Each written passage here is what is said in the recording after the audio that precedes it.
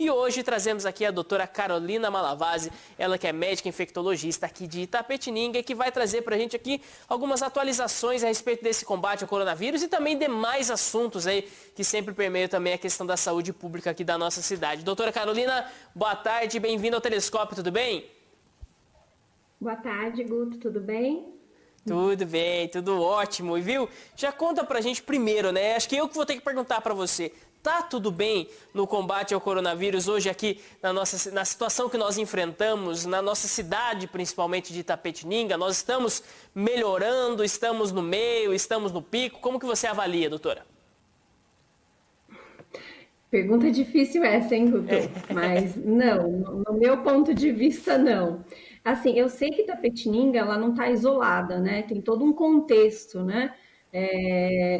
Maior, né? Estadual, federal. Então, também a gente não pode olhar Itapetininga sozinha, como se fosse uma ilha, que não é, né?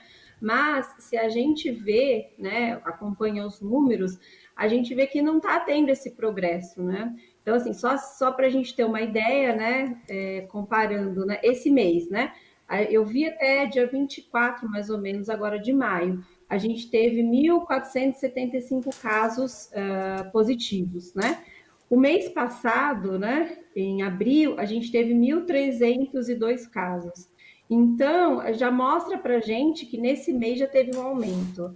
Na última semana, eu vi estampado nos jornais, né, um aumento também do número de óbitos. Quando a gente vê um aumento do número de casos, a gente sabe que nas semanas seguintes vem um aumento do número de óbitos. A gente teve 30 óbitos em uma semana, né?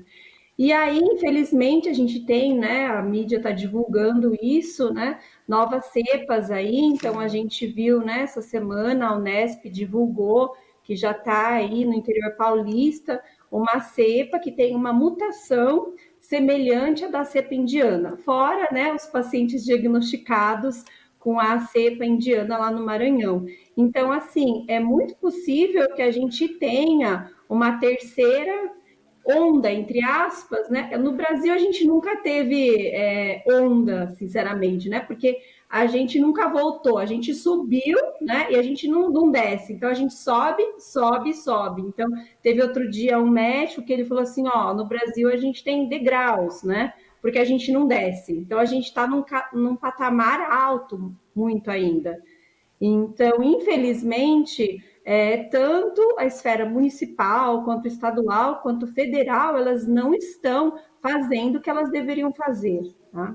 Itapetininga segue, né? Segue assim. Infelizmente, ao meu ver, Itapetininga não toma a posição proativa que deveria tomar, né? Que a gente sabe as orientações da OMS, né? O que a gente já tem aí de estudos científicos. Na verdade, a Itapetininga está esperando, né? Esperando que vier de cima, ela faz. O que não vier, ela não faz. E muitas vezes, mesmo vindo do governo estadual, a gente viu isso, né? Com relação à flexibilização, né? Então, assim, era uma flexibilização na teoria, mas na prática a gente via outra coisa muito diferente acontecendo.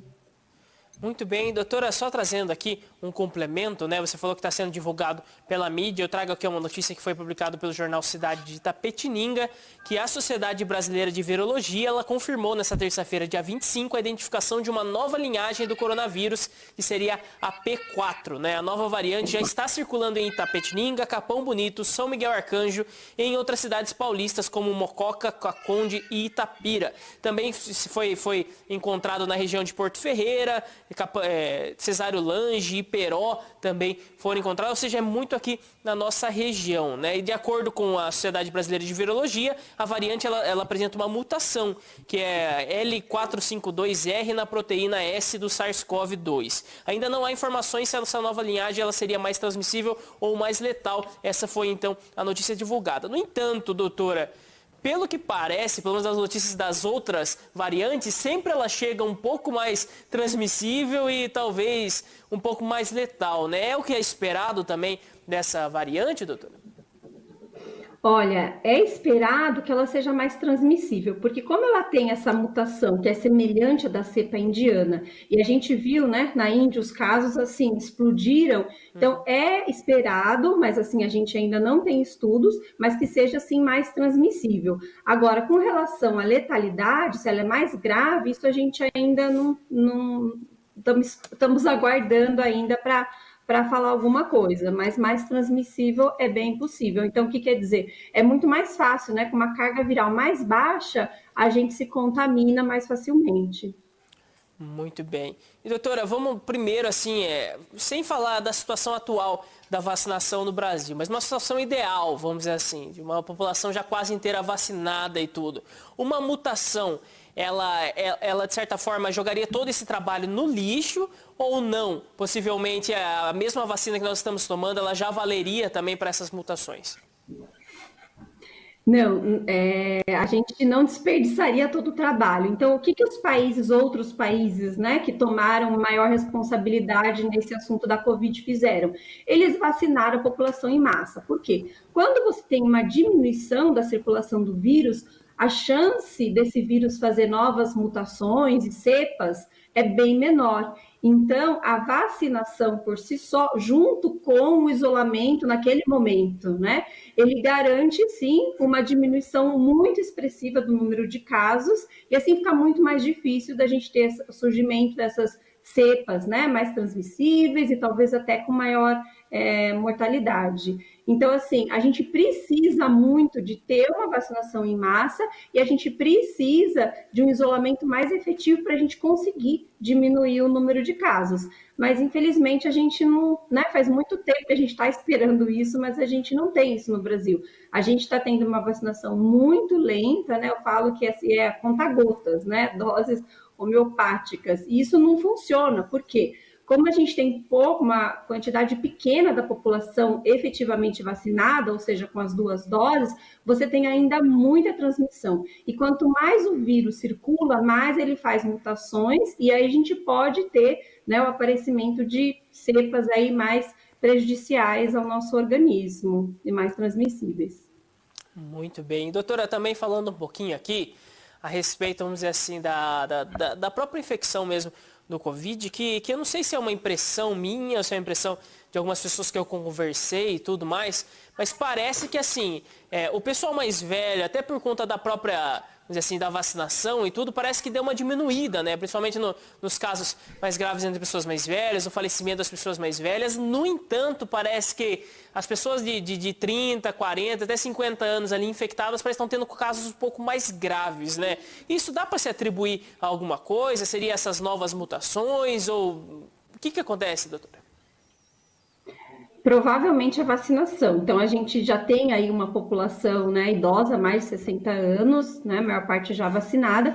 Então, aí a gente vê que sim, a vacina, ela está protegendo. A gente não pode falar que 100%, né, que só porque você vacinou que você está garantido, não é isso, mas é sim, ela dá uma proteção importante e principalmente ela reduz casos de internação e casos de óbitos. Então, a gente teve uma redução do número de casos, né, em idosos provavelmente por causa da vacinação e também porque a população mais jovem é aquela economicamente ativa que precisa, né, infelizmente, aí sair para trabalhar no momento desses e aí se expõe mais e não está vacinada.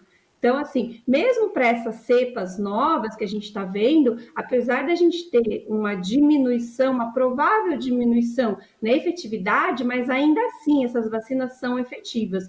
Tanto é que para a cepa indiana, eles já colocaram que as vacinas atualmente disponíveis, né, a maioria delas, elas são efetivas. Muito bem, doutora. E conta pra gente um pouco. Oi, pode contar, pode falar. Eu queria só fazer uma observação, só para você ter uma ideia, né? Porque a gente fala muito do Brasil, né? O Brasil, assim, sempre foi reconhecido, né, nacionalmente e internacionalmente pelo SUS e por toda a rede, né, das UBS, que são as unidades básicas de saúde, Programa de Saúde da Família. Então, a gente tem uma estrutura muito boa. O SUS sempre foi reconhecido como um das excelências, né, de programas de vacinação. E aí, outro dia, eu estava escutando o professor Vencina falando, e ele fez uma conta simples, tá? Só para a gente ter uma ideia. Então, assim, a gente tem hoje no Brasil cerca de 38 mil unidades que poderiam, né, ser utilizadas para fazer essa vacinação em massa. E aí, se eu mantivesse essas unidades, né, por 8 horas, que é geralmente que elas ficam abertas, né, das 8 às 5 horas da tarde, e fizesse uma vacina a cada 5 minutos, né, então a gente conseguiria vacinar 70 milhões de pessoas, tá? Em um mês. Então, se a gente pensar na população adulta, né, mais ou menos 160 milhões e 2 doses de vacinas, se a gente tivesse começado essa vacinação em massa em janeiro desse ano, a gente agora estaria terminando de vacinar toda a população adulta brasileira. Então, isso é possível. A gente não está fazendo porque, infelizmente, a vacina não foi colocada como prioridade pelo governo federal. Muito bem. E trazendo também um pouquinho, doutora, a respeito da chegada de novas vacinas, nós vimos que hoje chegou lá em São Paulo, né, um novo lote de insumos para a fabricação da Coronavac, aqui pelo Butantan, né, o que traz um alento, algo que estava um pouco travado lá na China. No entanto, também se fala muito de uma chegada grande de um carregamento a partir de agosto da vacina da Pfizer. A que mês, mais ou menos, eu sei que é muito difícil prever isso, né, mas a que mês, mais ou menos, você acredita que a vacinação ela vai estar num nível, vamos dizer assim, onde se possa dizer que as coisas estão um pouco mais controladas, vão começar numa descendente mesmo de casos e principalmente de mortes no Brasil? Olha, Guto, infelizmente eu não tenho essa resposta. Eu gostaria de falar para você, ó, daqui 2 meses, mas infelizmente a situação caótica que se encontra hoje o país, né, ela foi propositalmente planejada e aí fica muito difícil a gente falar, olha, o planejamento é esse, porque a gente ainda vê, infelizmente, né, o presidente da República desfilando sem máscara, promovendo aglomerações, né, dificultando a aquisição de vacinas, dificultando, né, a diplomacia com os países que a gente precisa desses insumos. Então, infelizmente, é muito difícil a gente falar num planejamento, uma coisa que já deveria estar acontecendo. Então, eu só espero, tenho esperança, mas eu acho que a gente precisa, né, de uma política, uma sobriedade, uma responsabilidade, um compromisso mínimo com a população. E não é o que a gente está vendo, né, atualmente. Muito bem, e para encerrar ainda esse assunto aqui das vacinas, vou trazer para você que está acompanhando com a gente aqui a vacinação de hoje. Então, dessa quarta-feira, dia 26/5, tem vacinação aqui em Itapetininga. E essa vacinação, ela é então das pessoas com 43 e 44 anos, com comorbidades em tratamento, que vão receber a primeira dose da vacina, né? Lembrando, né, que os locais aqui da nossa cidade é o ginásio Ayrton Senna e também o Atende Fácil aqui da Prefeitura. É necessário apresentar o comprovante da condição de risco por meio de exames, receitas, relatório médico ou prescrição médica e também levar seus documentos pessoais e o comprovante de residência aqui da nossa cidade. Lembrando que por ter essa necessidade aí de se olhar esses documentos e tudo mais, se confirmar tudo isso, não se tem o sistema Drive, né? Simplesmente é só pelo sistema Pé, mas mesmo assim não deixe então de ser vacinado. Você com 43 e 44 anos, é muito importante a sua participação nesse momento. Aproveite, faça desse momento também um ato de cidadania e também, se você puder, um ato de caridade, levando 1 quilo de alimento aí para o Drive solidário aqui da nossa prefeitura, que continua. E continuamos conversando aqui com a doutora Carolina Malavasi, médica infectologista aqui de Itapetininga. E doutora, eu sei que você tem o seu trabalho também aqui junto à Vigilância de Itapetininga, que está lidando com esse problemaço aí do coronavírus, que é o grande problema nesses últimos 1 ano e meio, mais ou menos, mas também tem um problema recorrente aqui no nosso país e que esse ano aí tem dado as caras e acabou até me afetando aqui, né? Acabei sendo contaminado também, que é o vírus da dengue, doutora. Conta pra gente um pouquinho como que tá essa situação aqui em Itapê, se está numa situação muito, muito grave, controlar, porque nós estamos ouvindo falar de Tatuí com números assim, absurdos, né? Números muito grandes, né? Como está a situação aqui em Itapetininga, a poucos quilômetros de Tatuí? Olha, Guto, eu não vou saber te informar com relação a números, mas assim, eu sei que a gente teve um aumento, felizmente não chegamos, né, na situação de calamidade que chegou Tatuí, e assim, o que a gente espera agora, né, com o frio, né, que esses casos diminuam, mas assim, a gente não pode só esperar, né, do tempo, cada um tem que fazer a sua parte, então sim, né, a prefeitura precisa orientar a população, né, as unidades de saúde, a gente precisa lembrá-los, né, de não deixar os reservatórios criadores do mosquito, né, então não deixar a água parada, lembrar, né, dos lugares da casa, dos vasos, dos pneus, enfim, né, então assim, essa educação, né, ela é permanente, a gente não pode esquecer, né, que tem a Covid, mas que tem todas as outras doenças aí, e a gente não quer ter, né, a gente já tem um hospital aí bem saturado de ocupação de leitos por causa de Covid, a gente não quer também precisar de ter mais leitos, né, e pessoas aí, infelizmente, tendo problemas, até indo a óbito por causa de dengue.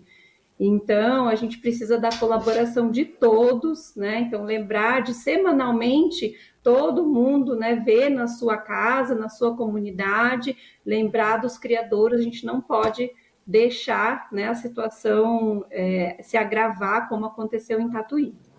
Muito bem, doutora, você falou algo aqui, né, que a dengue ela tem essa sazonalidade, né? Muitas vezes conforme o clima, né, por contar pela transmissão ali do mosquito, né? Às vezes o mosquito também ele é afetado pelo clima, ele age mais em certas épocas e não em outras. No entanto, com respeito ao Covid, o que se pode esperar desse inverno, né? É algo que pode trazer talvez locais mais fechados, pessoas mais juntas e tudo, e talvez então um aumento aí na infecção, doutor? Sim, preocupa muito, porque a gente sabe que no inverno a gente não gosta muito, né, de abrir as janelas, abrir as portas, a gente fica muito mais dentro dos ambientes e isso favorece o contágio do vírus, né, do SARS-CoV-2. Então, assim, a chance de aumento de casos no inverno, ela piora, né? E aí a gente tem essas cepas aí que mostram para a gente um aumento de transmissibilidade. Então, é tudo que a gente não quer para ter um aumento de casos, né? E a gente já está num patamar muito crítico. Muito bem, eu estava ouvindo também agora cedo, eu sei que a notícia é muito nova, doutora, se não tiver mais informações a respeito disso, pode só comentar aqui com a gente, mas é a respeito de um soro do Covid, né? Eu sei que foi aprovado hoje pela Anvisa, né, que o Butantan possa começar a fazer testes com isso, né, que seria um soro para poder diminuir um pouco os sintomas, ajudar um pouco as pessoas infectadas com isso, né? Como que seria isso, doutor? Você tem mais informações assim a respeito disso? Porque nós ouvimos muito falar de soro, às vezes para picadas de animais e tudo mais, ou seja, para algumas toxinas, né? Mas um soro contra um vírus, como seria isso? Então, o soro, ele tem sido usado, né, desde que começou, mas, assim, a gente ainda não tem estudos comprovando. Então, assim, a gente tem ainda, né, a gente tenta, né, a comunidade científica está desesperada para achar, né, drogas, né, além da vacinação, drogas que tratem. Mas, assim, a gente ainda não tem comprovação disso. Então, tem estudos, tanto é que, assim, a gente ainda tem estudos, né, com relação a medicações como a colchicina e outras sendo conduzidos. Mas essas drogas, tanto como esse soro, eles estão dentro de estudos, né, de ensaios clínicos. Então, assim, eles não podem ser usados, né, em pacientes que não estão protocolados, né, cadastrados no estudo. Então, infelizmente, a gente ainda vê muito aqui no Brasil, né, muitas drogas, né, que estão sendo utilizadas sem nenhum critério, fora de estudos clínicos, e isso pode muito piorar a situação do paciente, piorar o prognóstico.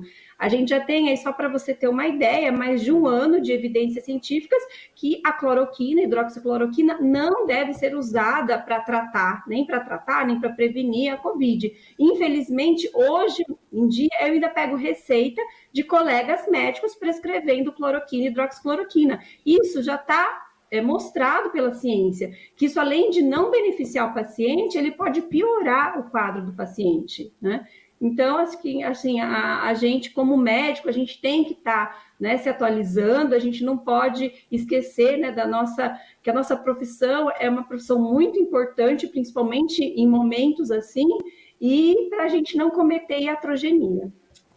Muito bem. Doutora, uma última pergunta aqui, antes de nós já está acabando aqui nosso tempo. Eu sei que daria para conversar diversos assuntos aqui, é o grande tema, né, desses últimos tempos.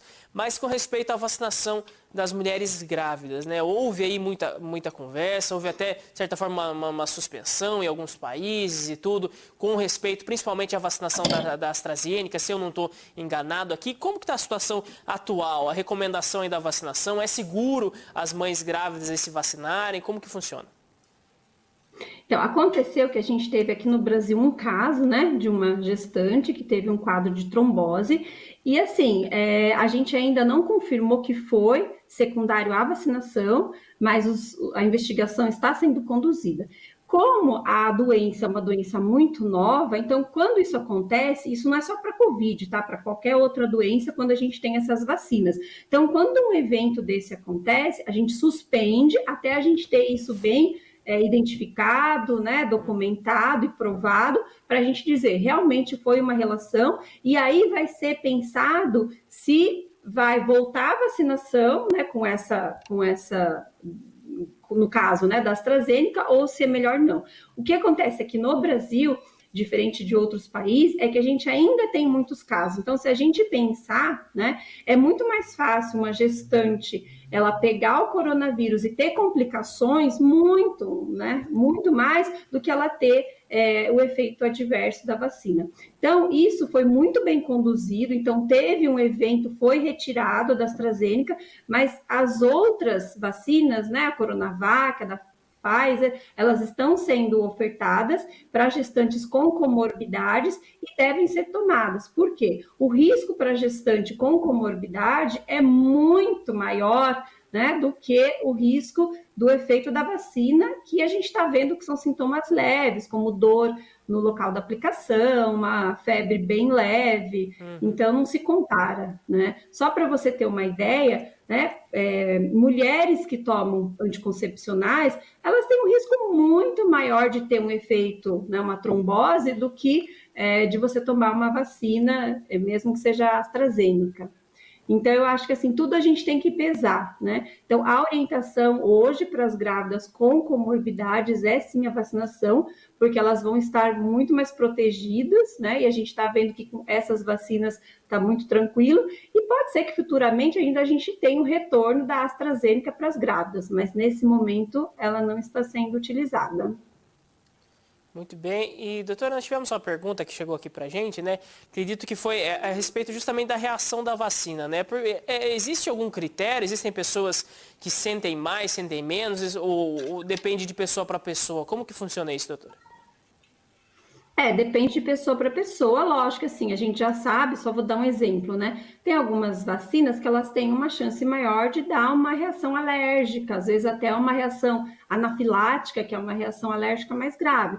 Então, muitas vezes a gente, né, na hora pergunta para o paciente, que não é o caso dessas para a COVID, né? Então, tem um histórico de alergia, já chegou a precisar ir para um pronto-socorro, né? Ficou com um inchaço, com dificuldade de respirar, e aí a gente faz uma triagem e vê se esse paciente pode ou não tomar essa vacina, tá? Então, assim, no geral, tem algumas coisas que falam pra gente se esse paciente pode ou não tomar essa vacina, mas assim, pode acontecer de você não ter nenhum histórico e sim, ter um problema com a vacina. Mas quando essas vacinas chegam para a população, elas já passaram em várias fases de estudos, né? Então, na maior parte dos casos, são vacinas muito seguras e a gente pode confiar sim. Tá certo. Muito obrigado pela participação aqui com a gente, doutora Carolina Malavasi. Se quiser deixar mais algum recado aqui para a população, fica aberta a câmera do telescópio para você.